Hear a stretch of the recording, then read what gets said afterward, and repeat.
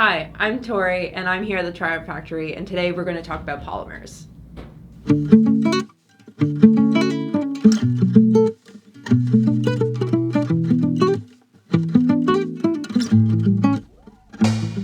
Let's talk about acrylic polymers and how easy they are to start using in your own artistic practice. You may see these jars of white and tubes and wonder how they could be useful to you as an artist. But these mediums are some of the most useful and easiest mediums to start using, whether you're an acrylic artist or just an artist in general. In essence, polymer medium is just acrylic paint without the pigment. Depending on which variation you use, you will get slightly different effects, but both have the same overall qualities and benefits.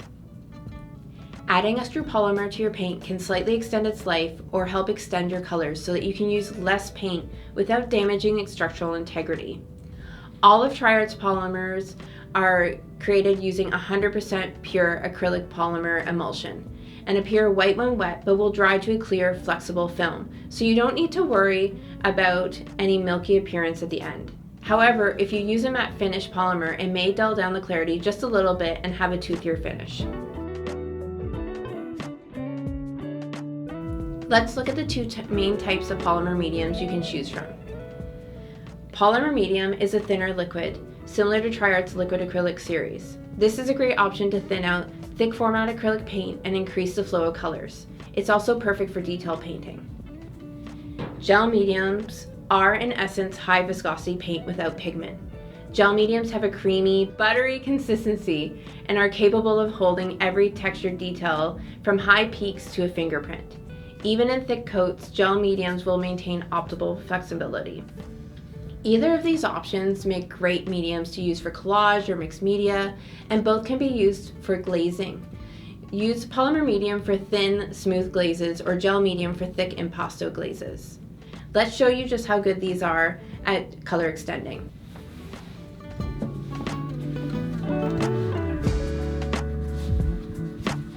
Okay, so for our demo, we're going to show how gel medium can be mixed with paint.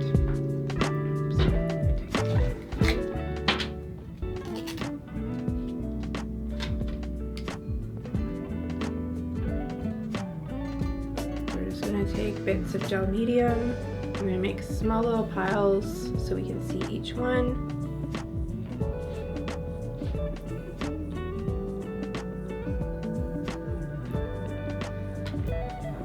Let's start first by showing exactly what gel medium looks like on the page. Just doing a swatch. Now we're going to take some phthalo blue and green shade and we're going to start mixing it in with our gel medium. This one we're just going to make one pile for because we're going to take little bits out. So let's start with just a little bit.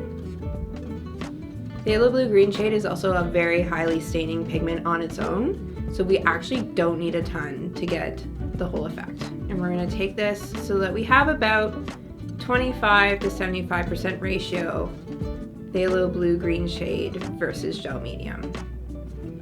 You can see how quickly it mixes. And really, you can't even tell that there's any gel medium in it. It looks just as if we've just taken the phthalo blue. Let's take a swatch of that. Just gonna make a beautiful little swatch. So now let's add about a 50-50 ratio.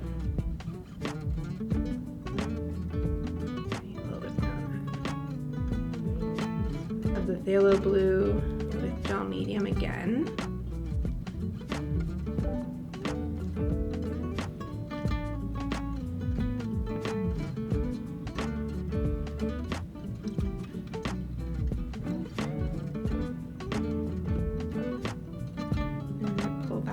Do a nice little swatch.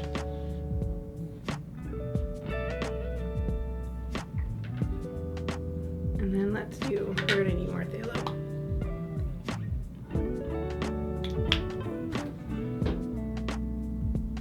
Let's do a 75% versus 25% phthalo blue and gel medium.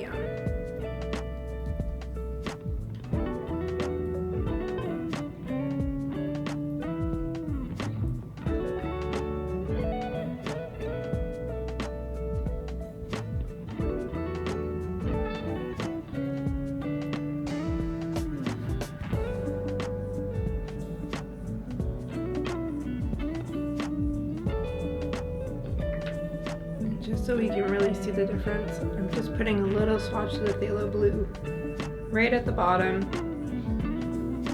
That's just phthalo blue.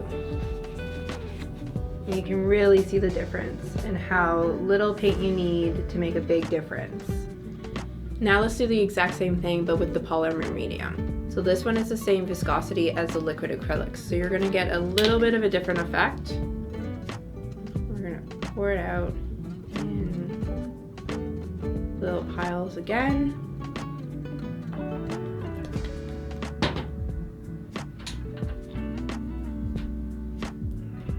So actually, let's start with we're just gonna take it. I'm using a palette knife. This does work better with the brush, but you can see how it goes on a bit differently than the gel medium does. And then we're gonna mix about 25% ratio to 75%. Again, I'm using the phthalo blue in high viscosity. So this is a really great example to be able to see how you can use the polymer medium to thin out the high viscosity. So maybe you want a phthalo blue in a liquid format, but you don't have it at home. This is a really great way to be able to get that high viscosity phthalo into a liquid format. So I'm going to take my brush. I'm going to pull that swatch across so you can really see how that high viscosity turned into a liquid with very little pigment actually in it. So let's take some more. We're going to do a 50-50.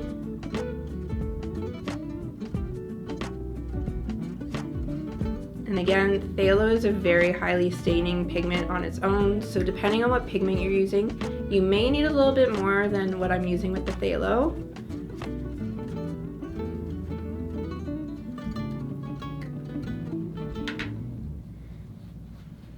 Let's pull this one. This one's the 50-50 one. We're going to pull that across again.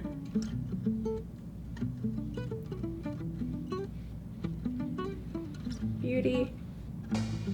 This one's going to be the big one.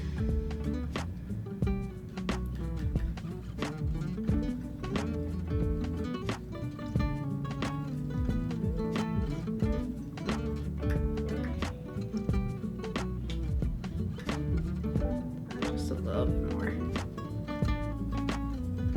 So you can see with the 75% ratio, it's getting a little bit thicker. It's a little bit harder to thin down that high viscosity, but you're still getting a very looser, kind of a creamy consistency. A little bit in between. You're kind of getting a mix of the high viscosity and the liquid. And there you go. You can really see the difference between the two. So this side is the gel medium with the polymer medium on the other side. And you can really see how the gel medium holds all the texture. You can see the brush strokes really well. Whereas the polymer medium, it's really a lot, not thinner, but it is thinner, less brush strokes. You can really get a really beautiful glaze on this. So depending on what you like, you can choose your medium and make your paint however you like it. Thanks for joining us for learning about acrylic polymers and how you can add them to your practice to extend your paint colors. Do you want me to? Nope, I got this. Wait.